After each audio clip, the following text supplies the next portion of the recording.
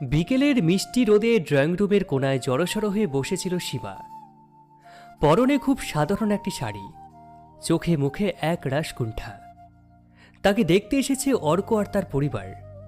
অর্ক প্রথম দেখাতেই সীমার শান্ত চোখের মায়ায় পড়ে গিয়েছিল। বড়দের অনুরোধে তারা যখন বারান্দায় একা একা কথা বলতে এলো, সীমার কণ্ঠে ঝরে পড়ল দীর্ঘদিনের জমে থাকা হীনমন্যতা। আমি দেখতে কালো, আমাকে বিয়ে করে আপনার লাভটা কি হবে? অর্ক স্তব্ধ হয়ে গেল। সীমার শ্যামলা গায়ের রং অর্কের চোখে ছিল এক অনন্য এক আভা, অথচ মেয়েটি নিজেই নিজেকে কাঠগড়ায় দাঁড় করিয়ে দিয়েছে।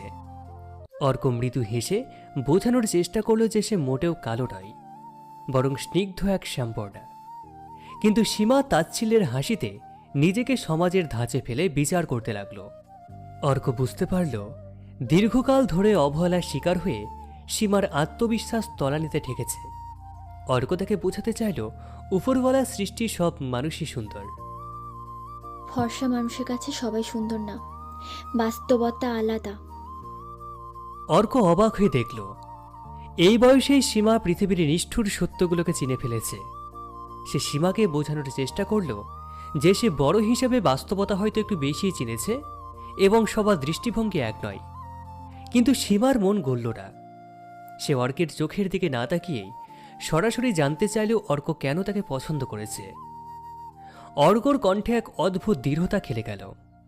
সে বারান্দার গ্রিল ধরে দূরের আকাশের দিকে তাকিয়ে তার ভালো লাগার গভীরতা বোঝাতে শুরু করল। প্রতিটি উপমায় ছিল সীমার প্রতি তার অকৃত্রিম টান। ভাতের চেয়ে আমার কাছে বিরিয়ানি বেশি ভালো লাগে। অন্যান্য কোল্ড ড্রিঙ্কসের চেয়ে কোকোকোলাটা বেশি প্রিয়।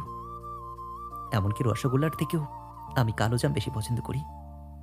আর ঠিক সেভাবেই সাধারণ বর্ষা রঙের মেয়ের চেয়ে তোমার এই শ্যামলা মায়াটা আমার কাছে সবচেয়ে বেশি প্রিয়। অর্ক আরও বলতে লাগল যে সে এমন কোনো জীবনসঙ্গিনী চায় না যাকে দেখে বাইরের মানুষ বাহবা দেবে।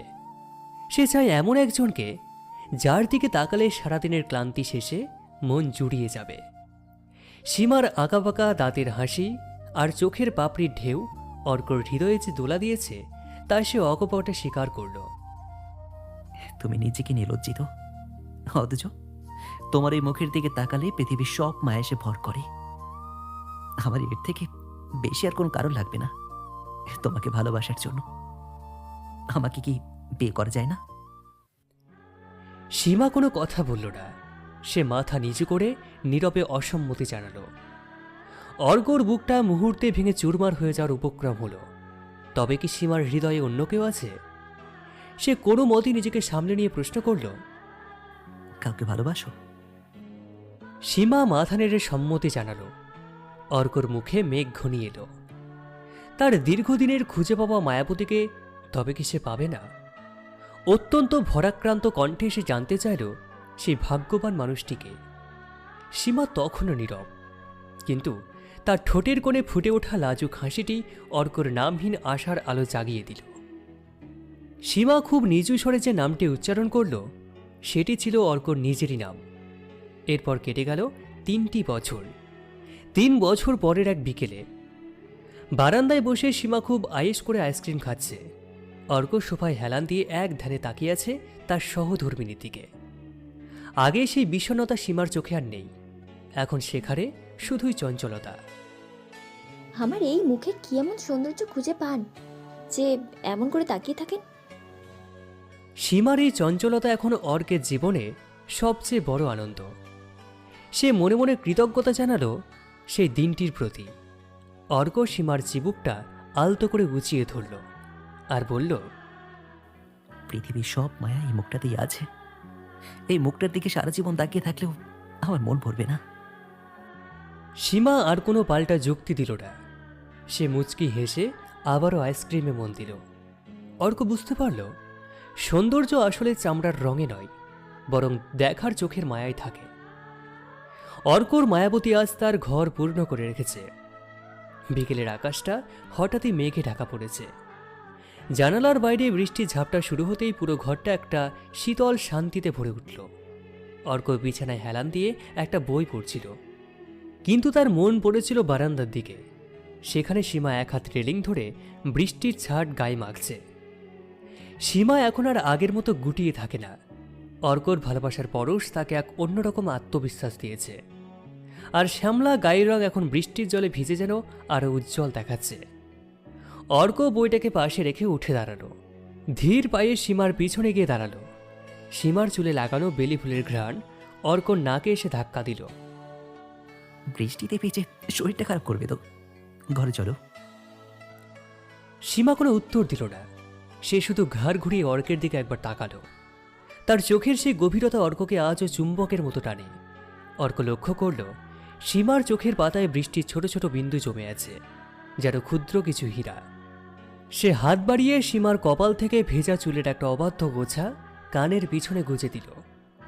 অর্কর স্পর্শে সীমার ঠোঁটের কোণে মৃদু কম্পন দেখা দিল, যা তার মৌন সম্মতির বহিঃপ্রকাশ। সীমা খুব ধীর লয়ে অর্কের কাঁধে মাথা রাখল। বাইরে ঝুম বৃষ্টির শব্দে মাঝে মাঝে অর্ক সীমার হৃস্পন্দন শুনতে পাচ্ছিল। অর্ক জানত সীমার এই নীরবতাটাই তার সবচেয়ে বড় প্রাপ্তি। জানো সীমা, ওই দিন তুমি যদি আমাকে ফিরে দিতে না, তবে আমার জীবনটা এই বৃষ্টির মতোই ধূসর হয়ে থাকতো। আমি প্রত্যেক দিন তোমার এই মায়াবী রূপটা দেখে আবার নতুন করে প্রেমে পড়ি। সীমা এবারও কিছু মুখে বলল না। সে শুধু অর্কর হাতটা আরো একটু শক্ত করে আঁকড়ে ধরল। তার এই নিঃশব্দ আলিঙ্গনই অর্ককে বুঝিয়ে দিল যে সেও তাকে ঠিক এতটাই ভালোবাসে। অর্ক তার মায়াবতীর কপালে পরম আবেশে একটি চুমু এঁকে দিল। বাইরের বৃষ্টির শব্দে চেয়ে তাদের হৃদয়ে এই নীরবতার কথোপকথন যেন অনেক বেশি জোরালো ছিল। কয়েক মাস পরের কথা। হঠাৎই অর্কর অফিসের কাজের ব্যস্ততা বেড়ে যাওয়ায় তাদের সাজানো সংসারে যেন কিছুটা ছন্দপতন ঘটেছে। অর্ক সময় দিতে পারছে না, আর সীমার মনের গহীনে সেই পুরনো হীনমন্যতা আবার বিষবৃক্ষের মতো ডালপাতা মিলতে শুরু করেছে। আজকে সন্ধ্যায় অর্ক ফিরতে দেরি করায় সীমা একলা বারান্দার অন্ধকারে বসেছিল। অর্ক ঘরে ঢুকে আলো জ্বালতেই দেখল সীমা স্থির হয়ে বসে আছে। তার চোখ দুটো রক্তবর্ণ, যেন অনেকটা সময় ধরে নীরবে অশ্রুপাত হয়েছে। অর্ক অপরাধ বোধে দুষ্ট হয়ে সীমার পাশে গিয়ে বসল, কিন্তু সীমা এবার আর অর্কর কাঁধে মাথা রাখল না। অনেক দেরি হয়ে গেল আজ, ক্ষমা করে দাও। কিন্তু এভাবে অন্ধকারে বসে আছো কেন? সীমা অর্কের দিকে না তাকিয়ে বাইরের শূন্য আকাশের দিকে তাকিয়ে রইল। তার কণ্ঠস্বর ছিল ভাঙা এবং বিষাদগ্রস্ত। অন্ধকারই তো আমার আসল জায়গা অর্ক।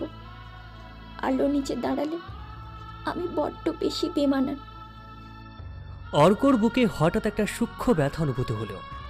সে বুঝতে পারল দীর্ঘদিনের অবহেলা সীমার মনে আবারও সেই পুরনো ক্ষত জাগিয়ে তুলেছে। অর্ক সীমার হাত ধরতে গেলে সীমা আলতো করে হাতটাকে সরিয়ে নিল। জানি আপনি বলবেন আমি মায়াবতী, কিন্তু বাইরের পৃথিবীর মানুষের চোখে আমি আজও শুধু এক কালো মেয়ে। আজ আপনার এক কলিগের সাথে দেখা হয়েছিল মার্কেটে। ওনার চোখে সেই তাচ্ছিল্য আমি সইতে পারিনি। মনে হচ্ছিল আপনার মতো একজন সুপুরুষের পাশে দাঁড়িয়ে আমি আপনার সম্মানটাই কমিয়ে দিচ্ছি। অর্ক স্তব্ধ হয়ে শুনছিল। সে বুঝতে পারল অফিসের কোনো এক পার্টিতে বা অনুষ্ঠানে সীমাকে না নিয়ে যাওয়ায় যে আক্ষেপ সীমার মনে ছিল, তা আজ অন্য কারোর কটাক্ষে বিস্ফোরণ ঘটিয়েছে। অর্ক তাকে বোঝাতে চাইল যে বাইরের মানুষের কথায় তার কিচ্ছু যায় আসে না। সীমা, তুমি কেন অন্যদের চোখে নিজেকে বিচার করো? আমি তো তোমাকে ভালোবাসি, তাই না? সীমা এবার অর্কের চোখের দিকে তাকালো। তার চোখের কোণে এক ফোঁটা জল চিকচিক করে উঠল। ভালোবাসা কি যথেষ্ট অর্ক? মাঝে মাঝে মনে হয় আপনার জীবনের সব সব আলোতে আমি একটা কালো দাগের মতো পড়ে আছি। আমার ভয় হয় একদিন হয়তো আপনার মনের সেই মায়াটাও ফুরিয়ে যাবে। সীমার এই সামান্য কয়েকটা কথা অর্ক হৃদয়কে ছিন্ন ভিন্ন করে দিল। সে বুঝতে পারল সীমার অন্তরে যে ক্ষত সে সারিয়ে তুলেছে তা আসলে অনেক গভীর। অর্ক সীমাকে জড়িয়ে ধরে তার মাথায় হাত বুলিয়ে দিতে লাগলো, কিন্তু সীমার নীরব কান্নার শব্দ যেন রাতের স্তব্ধতাকে আরো গভীর করে তুলল। পরের দিন গত রাতের সেই ভারী মেঘ যেন ভোরের আলোকেও কিছুটা ম্লান করে দিয়েছিল। সারা রাত অর্ক ঘুমোতে পারেনি। সীমার শেষ কথাটি আপনার মনের মায়া ফুরিয়ে যাবে। অর্কর কানে বারবার প্রতিধ্বনি হচ্ছিল। সকাল হতেই অর্ক একটা ছোট্ট সিদ্ধান্ত নিয়ে ফেলল। সে আজকে অফিসে না গিয়ে সারাটা দিন সীমার সাথে কাটানোর পরিকল্পনা করল। সীমা রান্নাঘরে চা করছিল। তার চলাফেরায় এক ধরনের যান্ত্রিকতা, মুখে গভীরতা, সেই বিষাদ এখনো লেপ্টে আছে। অর্ক পিছন থেকে গিয়ে সীমার হাতে একটা ছোট্ট খাম ধরিয়ে দিল। আজকে আমরা কোথাও বেরোবো না, তুমি শুধু এই চিঠিটা পড়ো। সীমা ভ্রুকুচকে খামটাকে খুলল। ভিতরে কোনো দামি উপহার নেই, বরং কয়েকটা পুরনো ছবি আর অর্কর হাতে লেখা একটা ছোট্ট চিরকুট। অর্ক আলতো করে সীমার কাঁধে হাত রাখল। এগুলো তো আমাদের বিয়ের আগের কথা, এখন এসব কেন? কারণ এই ছবিগুলোর পেছনে গল্পটা তুমি জানো না। যেদিন প্রথম তোমাকে আমি দেখতে গেছিলাম, সেদিন আমার মা আমাকে অনেক ফরসামের ছবি দেখিয়েছিলেন, কিন্তু আমি তোমার ছবিটাকে দেখি আমি আটকে গিয়েছিলাম। কেন জানো? ওই চোখে একটা অদ্ভুত সততা ছিল, যা আমি আর কোথাও দেখিনি। সীমা স্তব্ধ হয়ে দাঁড়িয়ে রইল। অর্ক তাকে ঘুরিয়ে নিজের মুখোমুখি করল। তার চোখে চোখ রেখে বলল, যারা তোমাকে দেখে তাচ্ছিল্য করে না, তারা আসলে তোমার ভেতরের ওই বিশাল আকাশটা দেখার ক্ষমতা রাখে না। আর তুমি তাদের জন্য নিজেকে ছোট করছো। সীমা, আমার গর্ব আমার চেহারায় নয়, আমার গর্ব হচ্ছে তুমি। আমার কলিগ বা সমাজ কি ভাবলো তাতে আমার এক বিন্দু যায় আসে না। সীমার চোখের বাদ ভাগলে এবার। সে অর্কের বুকের উপর মুখ লুকিয়ে ডুকরে ডুকরে কেঁদে উঠল। এতদিনের জমে থাকা সব হীনমন্যতা যেন জলের স্রোতে ধুয়ে মুছে যাচ্ছিল।